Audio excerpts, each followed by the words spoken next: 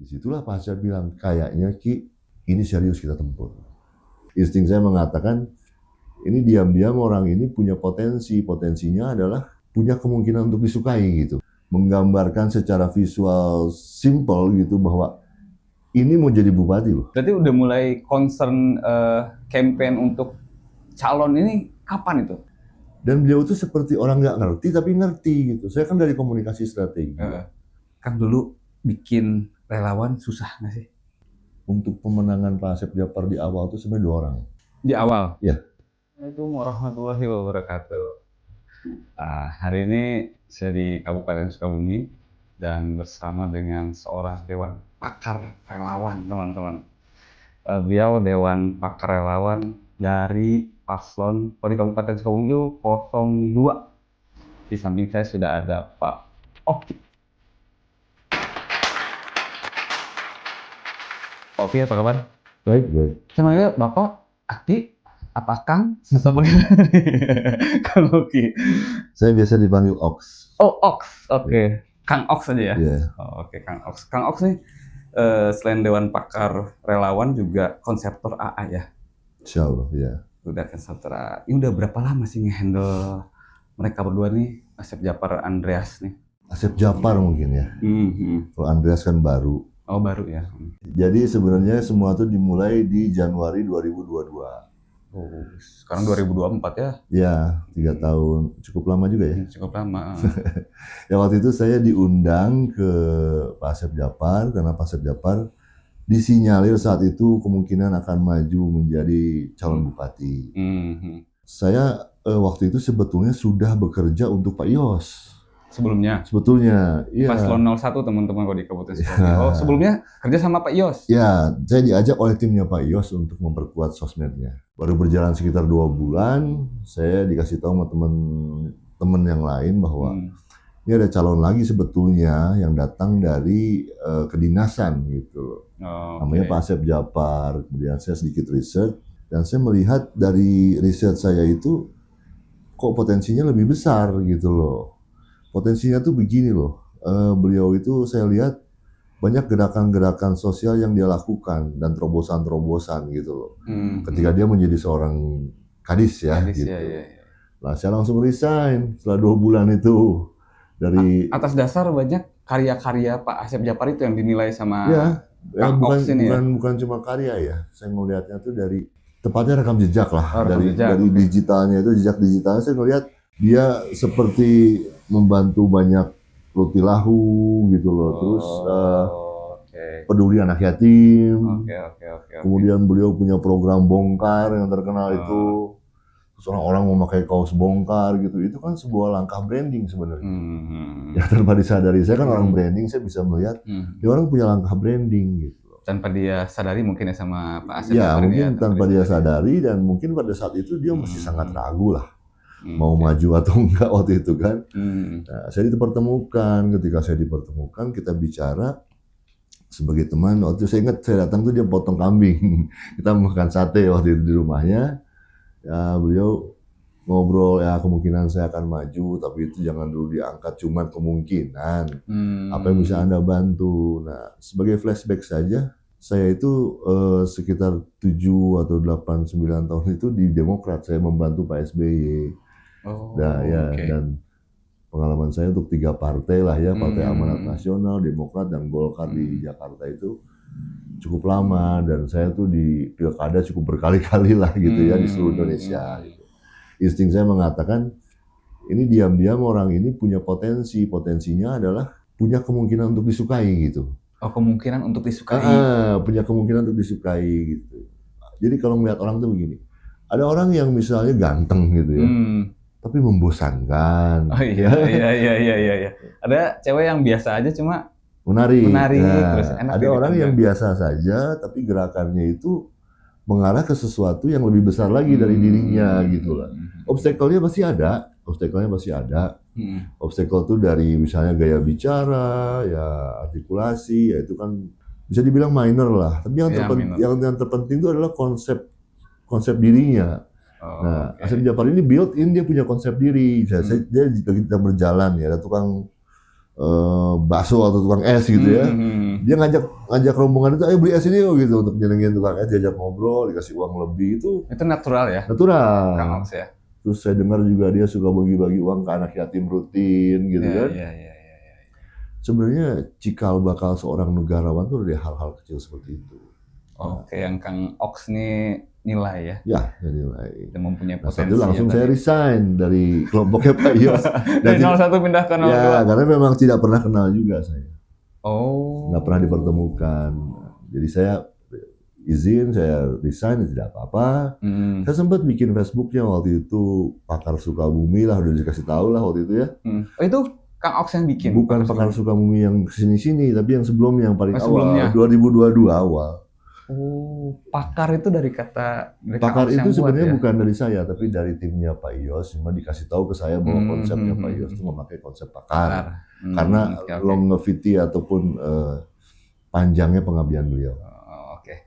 Berarti dari tahun 2022 ya, sudah mulai bertemu dan menjalin hubungan dengan Pak Asep Djapar ya. Dari situ mulai dibangun branding. Dan akhirnya sampai sekarang sudah terpilih sebagai Bupati Kabupaten Sukabumi. Nah, selama perjalanan itu, menurut Kang Oks nih, apa arti relawan bagi AA? Mungkin saya akan cerita dulu dari perjalanannya dari 2022 itu ya. Saya mulai akrab dengan beliau, tapi nggak pernah ke rumah beliau. Cuma beberapa. Saya bukan orang yang suka kesana kesini sebenarnya. Saya kerja di balik di balik komputer saya kerjanya gitu ya. Saya lebih suka mengkonsep gitu sebenarnya. Saya ketemu, saya ada perjanjian dengan beliau. Oke, saya bantu dulu Facebooknya beliau lah gitu. Saya bantu Facebook sebagai admin lah saya waktu itu. Jadi saya nggak pernah ke rumah beliau gitu loh. Saya kerja gitu via telepon saja gitu loh. Saya masuk dan menghandle adminnya Dinas PU. Beliau kan kadis ya. Ya, cuma dengan dasar ilmu yang saya miliki dan pengalaman yang saya miliki, saya mulai memadukan arah-arah komunikasi strategi yang menggambarkan secara visual simple gitu bahwa ini mau jadi bupati loh. Gitu. Kita menyelipkan itu di antara keterbatasan itu gini. Dia seorang kadis yang belum bisa menyatakan apapun. Saya mempunyai tantangan yang harus menyampaikan kepada viewer ataupun kepada netizen yang terbatas itu bahwa ini sebenarnya calon bupati berikutnya. Yang akan mendampingi Pak, akan melanjutkan kebaikannya Pak Marwan. Dan harus diingat, beliau tuh waktu itu jargon awalnya tuh juga memakai kebaikan gitu. Jadi semacam membangun untuk kebaikan hal seperti itulah ya. Karena beliau kan anak buah Pak Marwan ya. Nah 2022 itulah mulai saya bangun dan saya memakai konsep yang hyper tuh begini. Orang itu bisa saja punya sosmed gitu ya, punya Facebook, punya Instagram, kemudian memakai Facebook berbayar gitu. Tapi konsep hyper ini berbeda. Gimana tuh, Kang Oks? Begini. Gimana tuh? Konsep hyper tuh begini. Di dalam konsep sosmed, itu, saya pernah bertanya kepada seorang ahli yang datang dari luar negeri, apa sih keunggulan sosmed itu? Yang membuat sosmed unggul itu apa sih? Supaya kita tuh berbeda dengan yang lain. Ya, apa itu ya? Jadi ada sebuah anekdot atau sebuah konsep atau sebuah slogan atau apalah gitu. Bahwa siapapun yang upload terakhir itu yang jadi pemenang.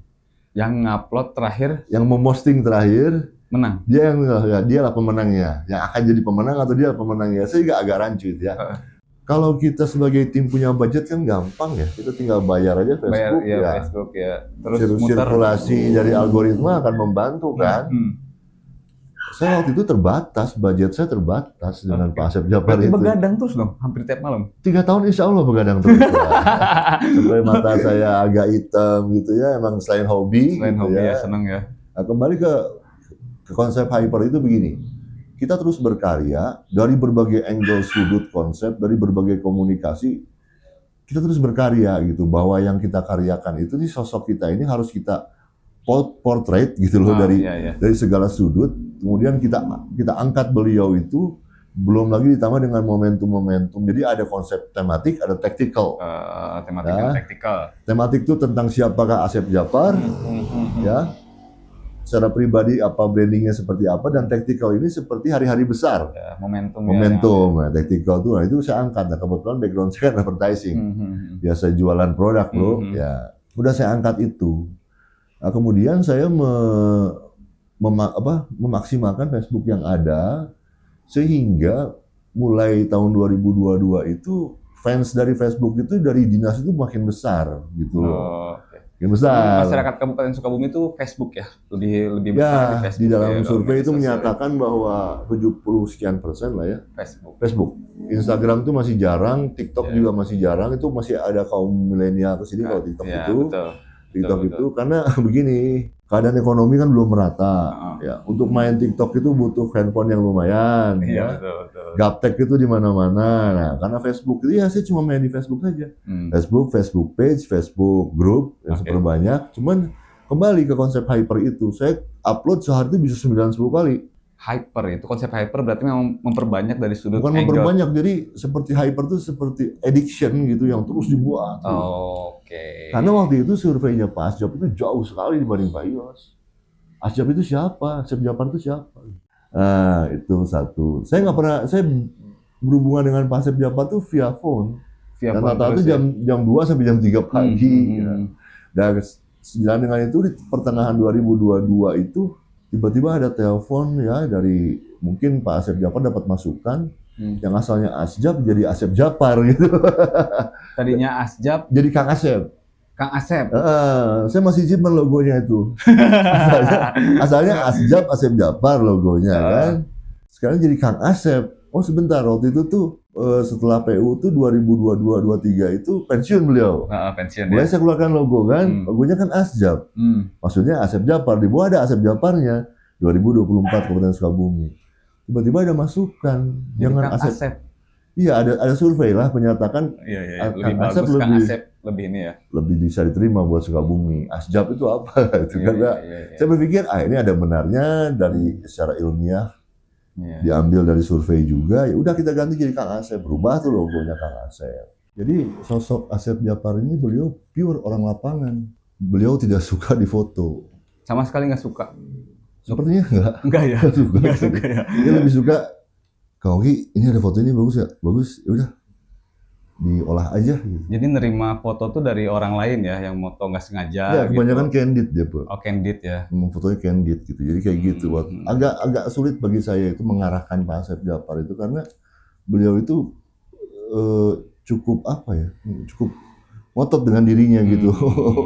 Bahwa saya tuh begini gitu, jadi bukan tipikal yang banci kamera gitu kan, ada yang maaf ya, ada yang itu bagus nih, ayo foto di situ gitu ya. Kamera bikin YouTube ini gitu, dia nggak suka, nggak begitu suka seperti itu. Tapi kalau misalnya turun ke lapangan ya itu emang hobinya. Ya. Tinggal orang-orang di sekitar aja candid foto gitu ya. Iya, untuk candid yang bagus, candidnya pas candidnya dikasih ke saya, makanya in the early times kampanyenya dia itu fotonya pasti ada. Banyak dari tim lain lah itu yang ngasih tahu, Ki foto dong. Ya dia orangnya nggak mau. Itu terus berlanjut sampai ke 2023 beliau pensiun dan memulai logo baru Asjab, kemudian dirubah menjadi Kang Asep. Beliau terus begitu. Dan kemudian setelah pensiun beliau masuk ke Badan Saksi Nasional Partai Golkar. Beliau berbaju kuning. Oh, Badan Saksi Nasional sebagai bendahara. Sebagai bendahara. Oke. Itu memasuki pileg kan, mau siap-siap pileg di 2020. Berarti dari 2002 tuh udah mulai campaign berarti ya? 2022 itu sebenarnya bukan campaign yang terbuka sebagai bupati. Tapi pengenalan ya terhadap masyarakat. Tapi kita menyebutnya itu campaign dinas PU ya sebenarnya itu. Dinas PU. Dinas PU sebenarnya, bukan campaign sih, tapi dinas PU yang di-upgrade secara secara berbeda lah gitu. Ya saya treat berbeda dengan konsep hyper tadi. Yang setiap hari di-upload, tapi kemudian menyisipkan strategi-strategi yang seolah-olah dibaca oleh viewer tuh ini kok menarik, ini kok banyak di mana-mana gitu loh. Iya. Berarti udah mulai concern campaign untuk calon ini kapan itu? Pas 2023 akhir, pas 2024? Setelah pensiun di pertengahan 2023 masuk BSN, baru beliau ikut campaign. Tapi campaignnya waktu itu campaign Golkar. Oh bukan untuk pribadi dia? Bukan, campaign dia sebagai bendahara BSN, Badan Saksi Nasional Golkar. Jadi beliau langsung terjun ke partai dan membantu pemenangan Partai Golkar di Pileg. Pileg 2024 kemarin ya? Ya, yang nggak salah dengan masuknya beliau itu dari kursi yang 7 jadi 10. Wow, 7, 10. Jadi 10. Iya. Dan ada yang ngomong maksudnya kalau beliau nggak di stop katanya sama ketua DPD itu bisa lebih itu. Oke. Karena kekuatannya itu disaksi, ya itulah kembali saya katakan ya orang lapangan tuh begini. Beliau tuh banyak membuat jaringan-jaringan satu Sukabumi berapa kabupaten. Oh, Gitu. membekas ya. Jadi membawa Partai Golkar lagi dia kan. Yang ingin saya katakan itu adalah dia itu orang yang handal mengelola massa. Tapi secara tradisional. Oh, secara tradisional. Yang dia pun sebenarnya nggak nyangka mungkin ya cara memang. Kalau cara saya bilang itu. Sih itu given ya, itu bakatnya beliau ya. Saya nggak menyatakan apa-apa di sini, cuma satu sifat sosial tinggi, sifat kepeduliannya tinggi. Dia suka mengatur ketika dia di PU itu dia mengatur semua jaringan-jaringannya itu dengan quiet gitu loh. Tapi semuanya itu kena gitu. Kayak semacam kita melihat orang memakai kaos Golkar gitu. Banyak kan orang pakai kaos itu sekarang. Waktu itu tuh. Pada saat itu ya. Jadi yang out of nowhere tiba-tiba ada seseorang sosok gitu bernama Asep Djapar tiba-tiba naik ke permukaan gitu waktu itu.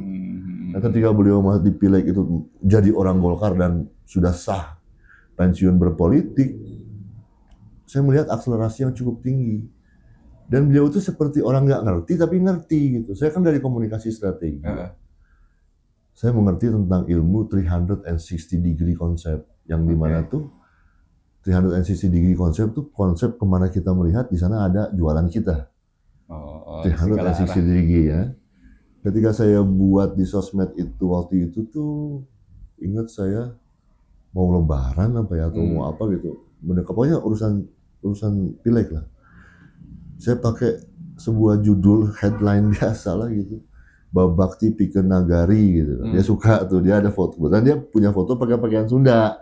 Pas dia jalan-jalan ke desa adat. Desa adat itu ya. Babakti ini bagus Ki katanya. Saya buat kan di Facebook, saya sebarin berbagai versi. Ketika saya jalan-jalan itu balihonya sudah 6.000-an. Balihonya udah 6.000-an. Selamat Hari Raya, selamat Ramadan ini. Dan itu memakai logo Badan Saksi Nasional. Oh, tapi ada gambar Pak Asep Djapar di situ. Ada Asep Djapar, kemudian Ketua Badan Saksi Nasional, sekretarisnya ada ya. Oh, jadi beliau mengajak orang untuk mencoblos Golkar gitu. Golkar ya. Cuma kan orang sudah melihat sosok Asep Djapar. Sebelumnya kan Asep Djapar yang mau tumat dari mulut ke mulut itu mengatakan ini nih calon bupati sebenarnya. Iya. Oh itu. Kang dulu bikin relawan susah nggak sih? Nah. Kang Oks ini kan pernah menjadi ketua relawan juga, sekarang Dewan Pakar Relawan. Kan bersentuhan, bersinggungan langsung dengan para masyarakat Kabupaten Sukabumi yang ingin menjadi relawan mungkin ya. Itu susah nggak sih? Itu kan Kabupaten Sukabumi kan luas ya. Kalau mau jujur, yang kerja untuk pemenangan Pak Asep Djapar di awal itu sebenarnya 2 orang. Di awal? Iya. 2 orang? 2 orang. Saya dengan Pak Asep Djapar, coba berdua. Kang Ok sama Pak Asep Djapar? Jadi setiap malam itu beliau store ke saya logo relawan dan nama relawan. Kang Oki, kita buat relawan yuk. Nih lagi Pileg gini, udah mulai orang... Udah mulai ancang-ancang mau nyalonin nih berarti ya? Udah dari mulut ke mulut udah mulai rame, wah ini bakalan jadi bupati ini. Kita buat relawan yuk. Kan tidak susah buat seorang Pak Asep Djapar membuat, dia punya relawan bongkar, dia punya sahaja, dia punya buas, dia punya relawan yang kerja buat dia lah dalam masa kedinasan. Mereka membuat relawan, setiap hari itu saya buat 3, dari 4 jadi 9. Awalnya 4 pertama kali. Awalnya 4. Itu relawan sahabatnya dia semua. Inisiatif Pak Asjab berarti ya, relawan itu ya? Pak Asjab. Dan ketemu tandem Kang Ok ini, kirim. Konsepnya adalah mengangkat relawan itu ke sosmed. Jadi relawan merasa terhargai, merasa resmi, merasa sah. Jadi setiap hari itu Pak Djapar ngirim orang gitu. Saya tuh menerima telepon banyak. Kang Ok, saya dari Jampang, nama saya ini mau bikin relawan siap, kita bikinin logonya, saya buatin logonya dari Ini dari telepon siapa gitu ya? iya, pasti Bapak dengan santainya, "Oh, oke aja, ya relawan bilang kata saya," ya saya kan nggak mungkin nolak. Dilempar-lemparin aja ke Berdua aja itu kaum. sampai ke akhir 20, jadi dari awal 2023 dia pensiun itu masuk ke Basnas, masuk ke Ke Badan Sisi Nasional, BSN. dia kirim ke dia desain, saya kirim balik ke dia, kalau oke langsung saya upload. Dengan secara konsep hyper itu saya upload terus gitu. Jadi apa ya, dengan dinamis yang seperti itu tuh, yang dimana penonton Sukabumi cuma di Facebook gitu ya. Iya. Makin banyak komen, oh saya mau dong. Nah akhirnya dari 45, 20, 30, 40, 50, terakhir sekarang tuh yang tercatat 150, yang belum tercatat tuh hampir 178. Oh, Organ relawan. 178. Yang benar-benar Kang Oks ini tahu dari awal sampai Iya, dan sekarang semua ya. datanya ada di saya. Oke. Ada di saya datanya, logonya ada di saya semua. Nah, itulah sejarahnya relawan Asep Japar. Itu sejarahnya. Saya kasih slogan waktu itu. Slogannya adalah relawan adalah anak kandung Asep Japar. Relawan adalah anak kandung Asep Japar, teman-teman. Itu slogan yang Kang Oks bikin ya. Ya. Dulu kita tahu kan Kang Asep itu elektabilitasnya jauh ya. Sangat rendah dibanding Pak Yos jauh. Ini relawan berkontribusi besar nggak sih terhadap elektabilitas? Kalau mau jujur, fungsi relawan itu sebenarnya dia itu hanya sebagai pendengung atau buzzer. Oke. Sejujurnya ya. Sejujur ya itu ya fungsinya. Mereka mengenal, karena begini, ada konsep Asep Japar yang tidak dimiliki oleh orang lain. Apa itu? Apa itu?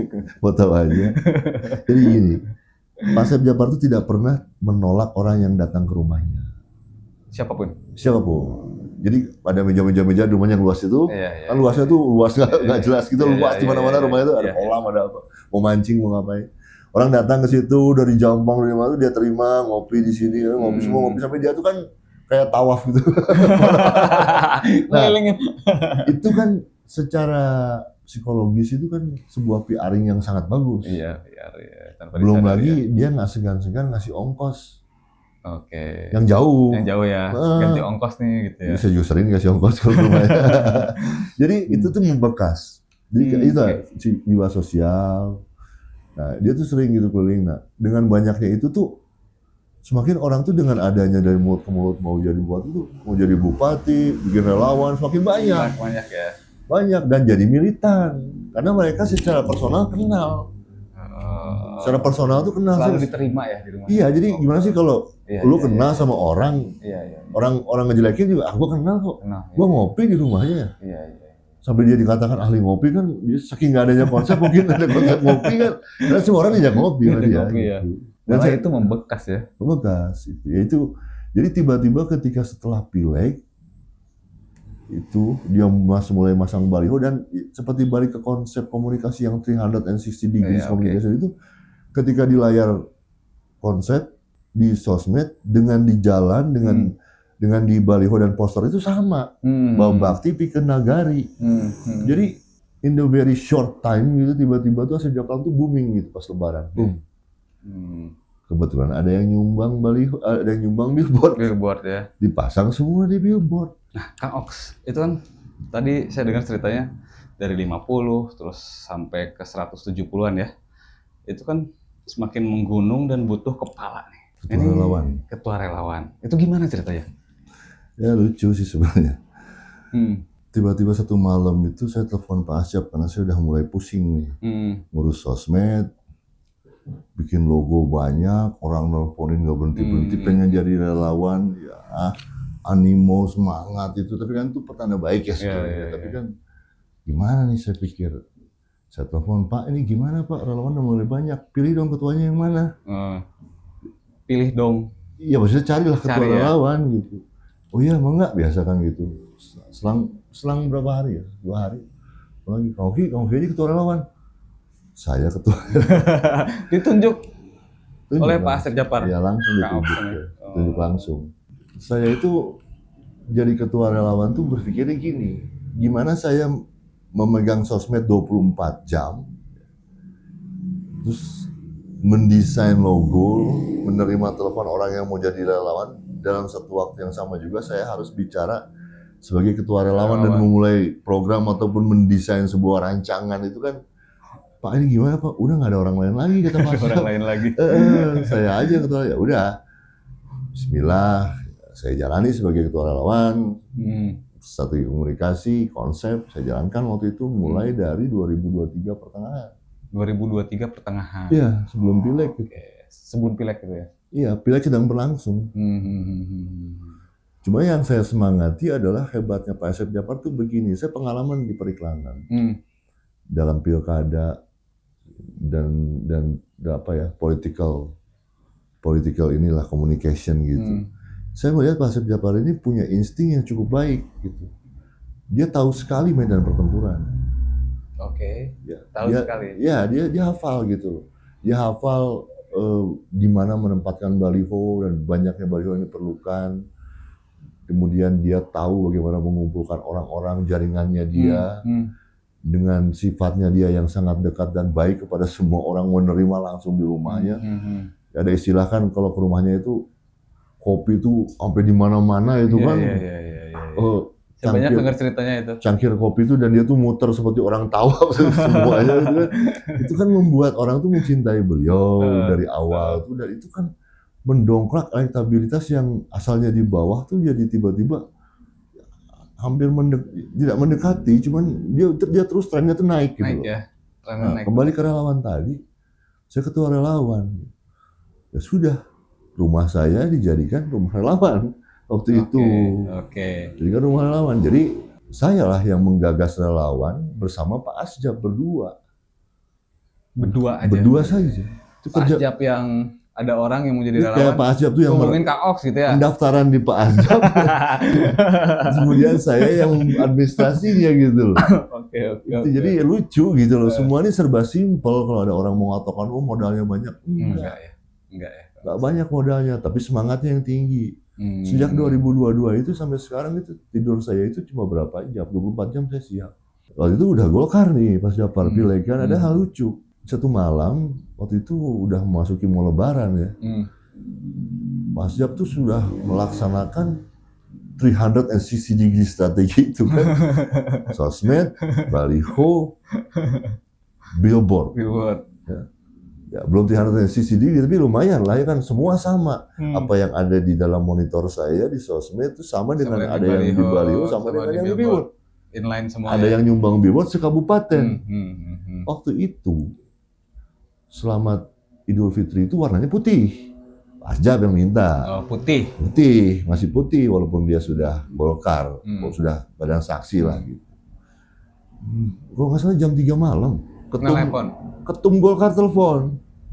Ketum DPD, DPC? DPP dong. Oh, DPP. Ketum Erlangga, waktu masih Erlangga. Telepon Kak Oks? Enggak lah, telepon Pak Asjab. Saya siapa? Telepon Pak Asjab, kalau memang Pak Asjab di Golkar dan mau menjadi bupati ya sebaiknya billboardnya dan baliho semua warna kuning. Kebayang, semuanya dirubah jadi warna kuning malam itu. Disitulah Pak Asjab bilang, kayaknya Ki, ini serius kita tempur. Udah ada arahan. Ya mulailah perjuangan itu di situ gitu. Nah, disitulah mulai relawan ini sering telepon saya dan Pak Asjab mengirimkan lagi orang ke saya pada saat itu. Waktu itu memasuki setelah Pilpres itu setelah Pilpres. Memasuki sebelumnya adalah begini. Sebelumnya itu pas Pileg dan Pilpres itu, Pak Asjab itu total membantu Golkar sebagai badan saksi nasional. Dia kerahkan semua ini relawan-relawan ini menjadi saksi. Jadi saksi dulu. Iya, entah bagaimana caranya, pokoknya beres aja itu masalah saksinya itu, dan 7 jadi 10 kursi. Nah, jadi kan dia punya insting ya. Bukan punya insting, dia tuh seorang organisatoris yang bagus. Orang lapangan pure bagus yang dicintai, dipatuhi. Ya kenaikan 3 kursi bukan main-main lah. Iya.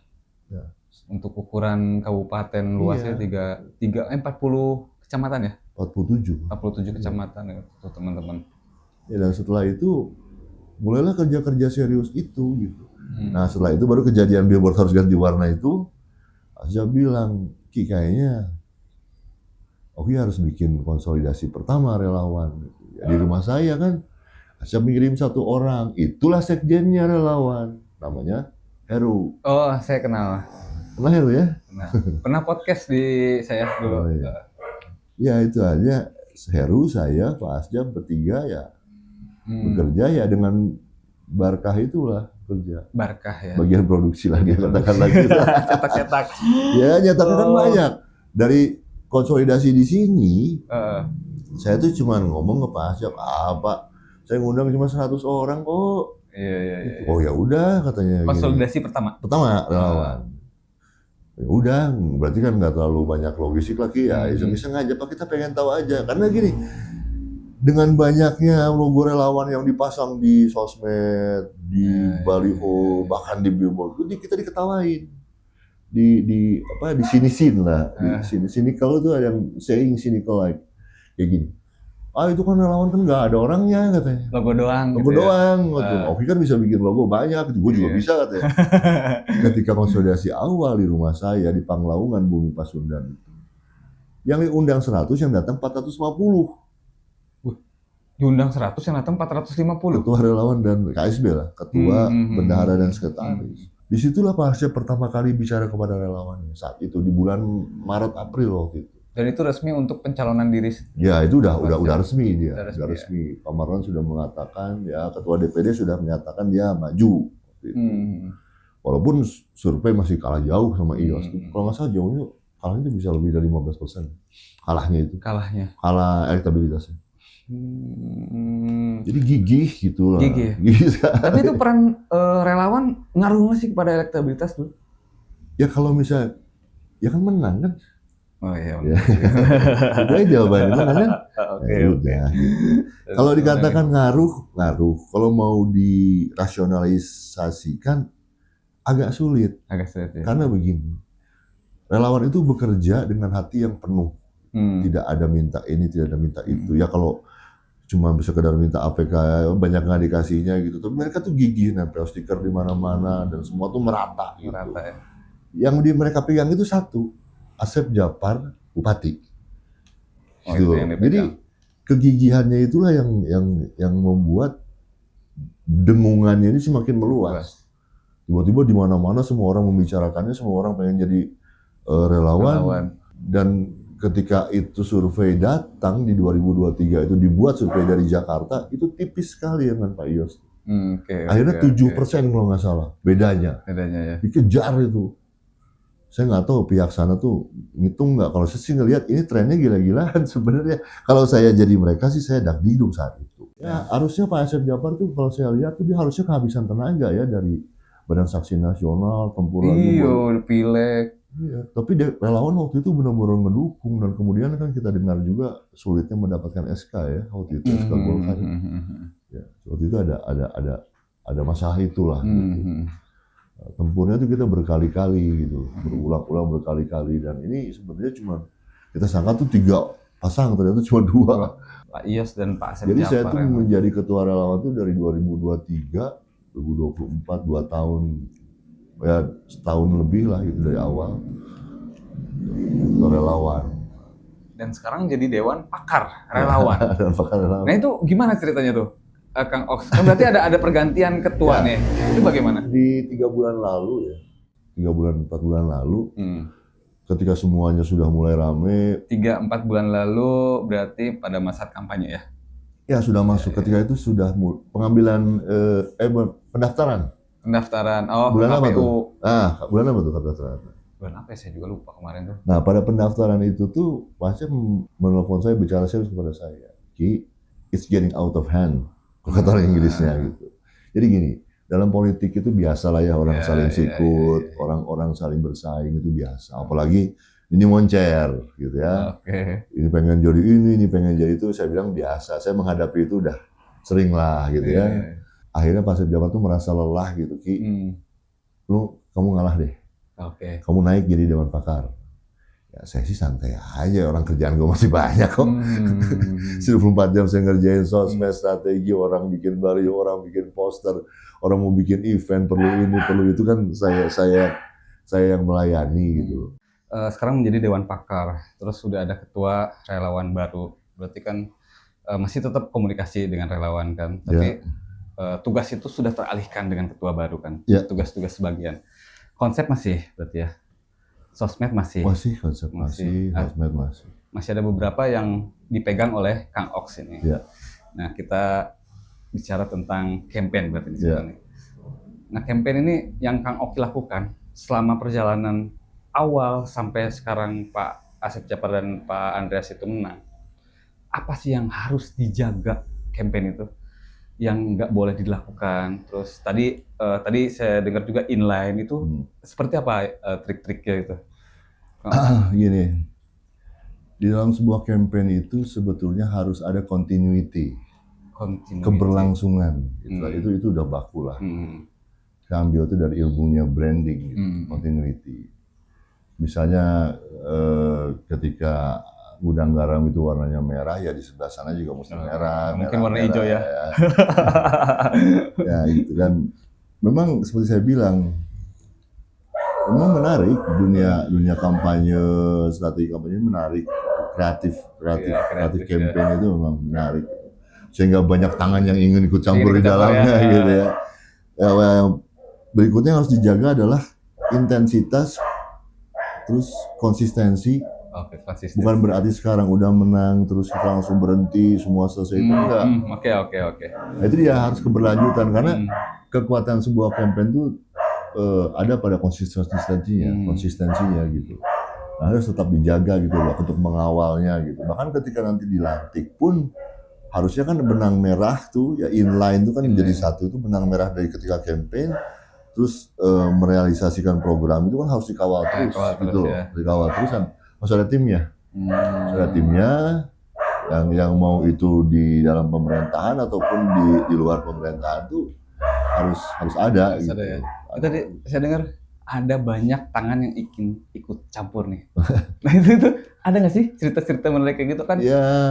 Gue ada ide nih. Datang. Tapi kan konsep Pak Kang Oks yang punya kan, ada nggak cerita-cerita kayak gitu? Ya kalau kita kembali ke awal kan yang kerja cuma saya dengan Pak Asjad. Sekarang kan banyak. Ya, jadi banyak yang ngasih ide. Kadang-kadang belang mentong kaget juga, kadang-kadang billboardnya jadi beda. Tapi ya sudahlah, itu dinamika yang nggak bisa dihindari. Dinamika yang nggak bisa dihindari. Karena pada akhirnya kan kita sebagai penggagas awal itu hanya bisa tersenyum dan yang penting menang. Yang penting menang. Gitu. Jadi sementara kayak misalnya waktu Prabowo kan, konsepnya tuh satu kata gemoy. Gemoy. Ya. Gambarnya Prabowo kartun ya. Kartun ya. Itu kan dari Sabang sampai Merauke itu dipakai satu. Lagunya kan oke gas gitu kan. Itu kan harus dipakai semua. Jadi ada istilah di dalam branding tuh single minded. Single minded itu satu yang diingat, satu yang akan keluar ketika kita memikirkan itu. Misalnya kita ngomongin Prabowo, gemoy. Iya, udah keluar. Lagunya itu, Prabowo itu ya. Itu single minded. Nah, itu tuh agak sulit bagi saya sebagai orang yang menjaga konsep itu, untuk menjaga itu sulit. Sulit ya? Sulit. Makanya ada istilah gini, ada istilah branding, ada brand building. Branding dan brand building. Nah, brand building itu membangun brand. Ya. Nah, brandingnya Asep Djapar ini kan dibangun. Dari pertama kali Asjad ke Kang Asep. Ya. Kemudian AA, akhirnya udah pasangan ya kan, ada Mubarokah juga di situ, sumbangan dari siapa yang disetujui dan menjadi masuk dan relate dengan visi dan misi. Ya. Nah, akhirnya tugas saya adalah mensinergikan konsep-konsep yang ada ini. Sama saya disatukan agar tidak cluttered, istilahnya tidak cluttered itu tidak memusingkan. Disatukan oleh saya, kapan ini keluar, kapan ini enggak, karena kan tetap saja yang megang konsep sosial media kan banyak kan dari saya. Dan saya harus berbijak-bijak dalam hal seperti itu. Nah, Kang Oki kan kita sambungin ke Dewan Pakar yang memegang konsep terus segala macam ya. Kan mentransisikan konsep terus ke gerakan relawan itu kan tantangan yang menarik ya. Kadang konsep yang kita inginkan relawan nggak juga hasil yang sama yang kita inginkan gitu. Itu gimana tuh Kang Oki, ada nggak siasatin dari konsep terus ke relawan ini? Kalau sosmed kan ya namanya sosmed kan kita nggak ada otaknya lah, sosmed kan gimana kita ini kan orang relawan. Jadi gini, untuk membuat sebuah komunikasi massa lah, katakanlah untuk massa gitu ya. Tahu nggak Anda siapa yang membuat slogan AA? Nggak tahu kan? Nggak tahu. Bukan saya. Bukan saya. Itu relawan. Relawan datang ke saya, ke Pak Asjab, mendingan AA aja Pak. Abdi Bogoh ke AA, Abdi Emut ke AA. Itu dari relawan yang saya lupa namanya karena banyak. Oke, dikira saya AA itu dari Kang Oks, bukan ya? Saya waktu itu saya sudah kehilangan ide.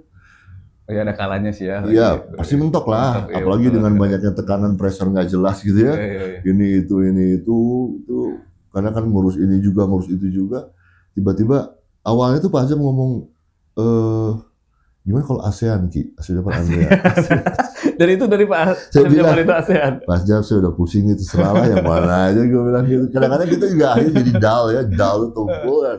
Bodoh amat mau apalah gitu. ASEAN saya coba, banyak yang ngomong, Ki kok aneh ya Ki ya, ASEAN enak sih gitu-gitu. Asalnya tuh apa ya, saya buat itu, tiba-tiba ada relawan yang out of the blue itu malam-malam itu inbox, AA aja Pak. Saya lupa relawan itu siapa. Siapa itu? Tapi dari relawan. Nah, saya bicara sekarang ini untuk relawan yang dia tuh punya jejak digitalnya itu. Saya baca tuh jejak digitalnya itu. Pak ini aja Pak, AA gini, dia tuh nge-WA itu ke Pak Asyaf. Nah itu saya carve itu jadi logo, ya jadi AA. Nah, satu, kita boleh idealis, tapi kita mesti make sense. Ketika kita tumpul, ada saatnya otak kita tumpul, bagus kita ambil saja dan ya itu buat sama-sama kok, bukan untuk diakui saja gitu. Sebelumnya kan saya sempat buat Menyala Akangku. Iya, Menyala Akangku ya, saya tahu. Saya buat 33 tahun, kemudian pihak lawan membuat 38 tahun gitu kan. Ya itulah brand building yang terus berubah akhirnya kan. Karena perjalanannya bukan cuma 1 bulan, 2 bulan menuju pencoblosan, bertahun ini, tahun dari 2022, 2023, 2024. Oh, teman-teman berarti saya kira simpelnya pada saat masuk pilkada mulai campaign, ternyata dari tahun 2022. Iya, karena Asep Djapar itu elektabilitasnya sangat rendah. Jadi harus di-building, harus dibangun. Bangun ya dari awal ya. Beda dengan Pak Yos yang sudah menjadi wakil. Iya, udah dikenal. Udah dikenal. Wakil bupati siapa yang nggak kenal? Elektabilitas juga kan tinggi. Dan dia nggak ada lawan awal-awal di 2022 itu dia sendirian. Nggak ada lawan. Berarti tadi yang saya tangkap mentransisikan konsep ke para relawan adalah salah satunya dengan mengambil aspirasi dari relawan itu sendiri ya. Jadi, sehingga dia gerak juga karena jadi terasa diambil. Ketika kita bekerja dengan relawan yang sama-sama menuju satu poin yaitu kemenangan, kita anggap relawan ini partner kita. Partner. Mereka itu bukan bahan pijakan, bukan ya? Bukan bahan pijakan. Bukan pesuruh yang habis manis sepadi rujak itu bukan. Bukan ya. Jadi ketika mereka kasih masukan itu kita terima dan kebayang dong mereka bangganya. Iya. Dan dia rela untuk melakukan konsep. Iya, bahkan kita nggak tahu kan bahwa yang menciptakan Abdi Bogoh ke AA di HT Abdi Nganso ke AA itu siapa? Yang ngomong banyak dong yang klaim sekarang kan. Semua jadi slogan gitu. Oh iya. Ngerti kan Anda? Ngerti kan? Oh gitu kan. Gitu. Jadi kita tuh harus punya kebijakan yang lebih dan kematangan gitu. Akhirnya saat ya kita menang ya. Karena mereka suka gitu berada di rumah Asep Djapar Andreas ini, suka mereka. Oke, dari 0 sampai 100, relawan ini berkontribusi terhadap kemenangan AA ini berapa persen menurut Kang Oki? Kalau saya mau jujur, saya bisa katakan kemenangan oleh relawan ini 50%. 50%. Nggak bisa terlalu banyak juga. Oke. Karena mereka itu konstan dari 2023 awal itu sampai 2000 pencoblosan itu konstan, dia berteriak dan mendengungkan, membuzzerkan. Jangan salah loh. Coba Anda tanya ke saya sekarang, berapa buzzernya Asep Djapar? Berapa? Saya membuat pasukan serangan udara, Anda pernah dengar kan?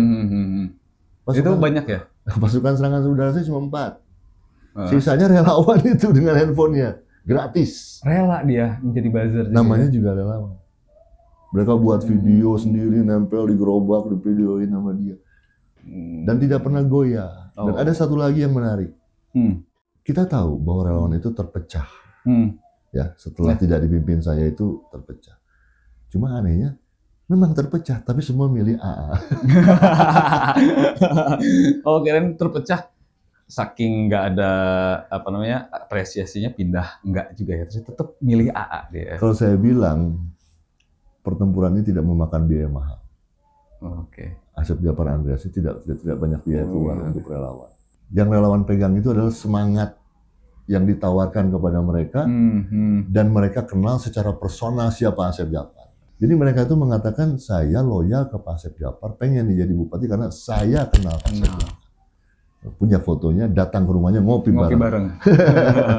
Iya sih, ada kesan-kesan tersendiri kalau kayak gitu. Iya, Apalagi dengan memang. calon bupati loh. Iya, Gitu memang kan. seru. Dan sampai sekarang tuh Pak Asep Djapar terakhir tuh memberi pesan kepada saya itu, saya sangat menyayangi relawan saya. Pesan khusus kepada Kang Oks. Ya, untuk merangkul. Untuk Makanya merangkul. yang datang ke rumah saya, ke Panglaungan Bumi Pasundan itu tidak pernah saya tolak. Ya kita di sini tinggal menjadi seorang yang bijak saja lah gitu ya. Apalagi saya yang sudah berkali-kali ikut pilkada gitu ya. Ini kan kampung saya, alhamdulillah saya menang gitu ya. Kemenangan ini kemenangan bersama gitu ya. Yang harus dijaga bareng-bareng, dan tantangan berikutnya itu ya jangan bikin sesuatu yang membuat malu perjuangan. Iya. Harus sabar gitu.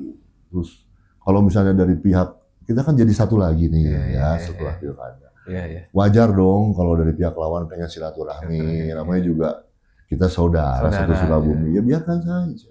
Pilkada kan kemarin lah udah. Iya udah biarkan saja. Ya memang secara emosi mungkin, oh itu ngapain tuh pahlawan kesiangan? Ya bisa juga.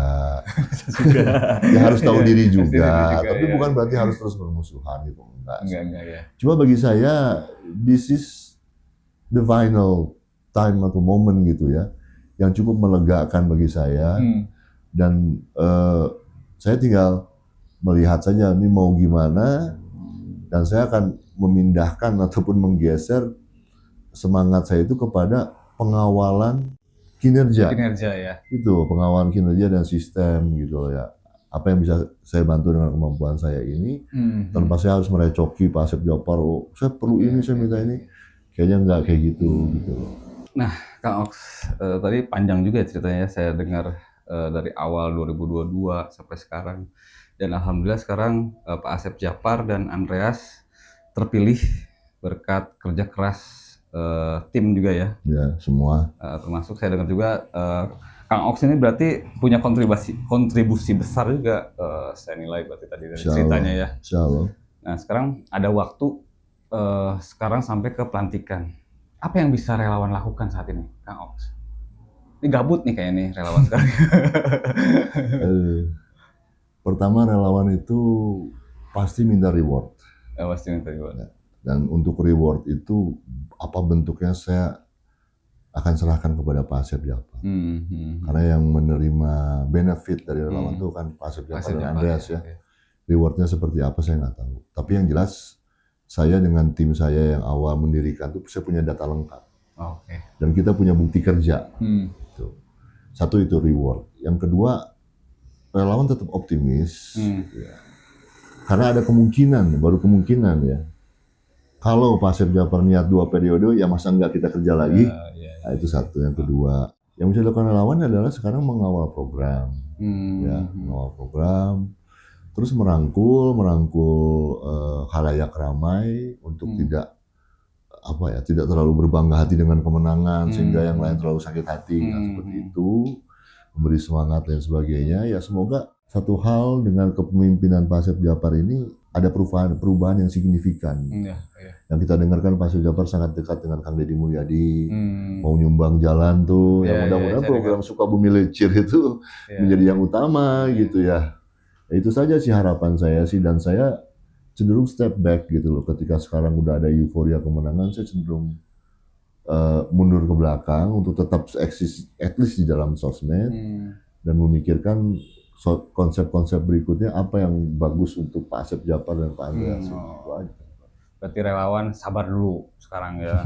Walaupun merasa berjasa mungkin tetap ya reward harus lewat Pak Asep Djapar dan Andreas ya, karena mereka berdua yang merasakan dari relawan benefitnya. Ya, dan sabar dulu. Konsep relawan itu kan namanya juga rela.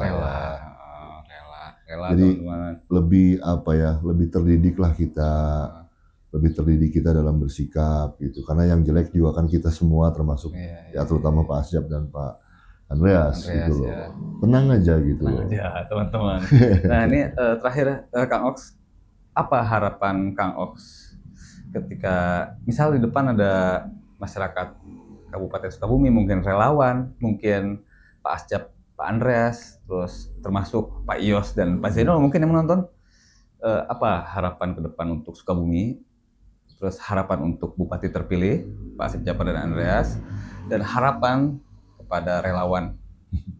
Harapannya kita jadiin satu aja. Oke. Harapan kita jadiin satu, mari kita kawal pembangunan dan perjalanan Kabupaten Sukabumi ini agar menjadi sebuah rumah kita semua yang lebih baik, terutama buat generasi yang akan datang. Gitu. Jadi kayak misalnya kemarinnya masalah stunting, kesehatan, kesejahteraan rakyat, ya pembangunan itu, ayolah gitu kita sama-sama kawal gitu. Dan buatlah perubahan yang signifikan. Yang signifikan tuh, ayo bantu Pak Asep Japar dan Andreas ini untuk membuat Sukabumi yang jauh lebih baik lagi. Bukan tidak mungkin dalam 5 tahun atau mungkin 10 tahun Sukabumi udah nggak ada lagi yang namanya pengangguran, nggak ada lagi yang kawin cerai karena ekonomi, yang akhirnya jadi stunting, itu kan semua berasal dari itu tuh nggak pernah real gitu loh. Coba real lah gitu. Sekali ini real untuk Sukabumi ini sebelum kita semua mati gitu ya. Oke. Semoga semuanya damai-damai saja, happy-happy saja. Kepada yang menang jangan terlalu euforia, kepada yang kalah masih ada 2029. Oke. Itu teman-teman podcast saya dengan Kang Ops, Dewan Pakar Relawan dari Asep Japar dan Andreas. Mudah-mudahan video ini bisa menjadi referensi teman-teman dan mengetahui cerita-cerita di balik perjalanan kampanye sampai sekarang sudah mulai keluar pemenangnya di pilkada ini. Dan mudah-mudahan masyarakat Sukabumi juga bisa damai lagi. Pilkada sudah lewat, mari kita bangun Sukabumi ke depan bersama-sama. Gitu ya. Oke. Assalamualaikum warahmatullahi wabarakatuh. Waalaikumsalam.